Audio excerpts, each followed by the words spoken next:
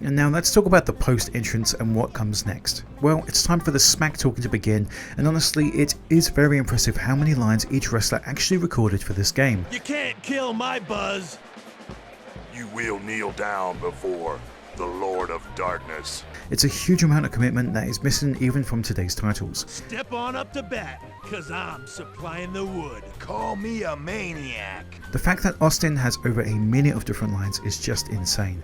What's even more insane is that almost everybody else on the roster has about the same amount. I'm gonna beat your ass, and that's the damnedest bottom line I ever bottom lined. Of course, somebody like Sable only has a few lines. Time is money after all. But somebody like Farouk will rant about how your soul now belongs to The Undertaker for minutes on end. Oh, you just sit back and watch out for the sky high or the lowdown, brother. Again, much like we heard with Warzone, it's definitely a off its time feature. We saw this in the WCW titles from around this time, so it's not an overly original idea, though the WCW stars cutting a single promo doesn't compare to the excellent content that's on offer here. Now you'll feel the power of the world's strongest man.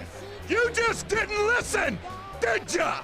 Chyna, for example, who was relatively not known for her speaking parts around this time for some reason, has all anti-DX quotes, as this game came out straight after WrestleMania where she joined the corporation, which is a very weird dedication to the bit. I am by far the strongest woman alive. Talk about controls. Now, for whatever reason, the Dreamcast and the N64 controls are very similar and essentially work the same through emulation, though the PlayStation has always been much more dependent on the front buttons instead of the triggers. Of course, the PlayStation controller, although originally lacked analog sticks, did always have R bumper and R triggers, though named L2 and L2. When it comes to these titles, I feel, honestly, I really enjoy the Aki-inspired control system.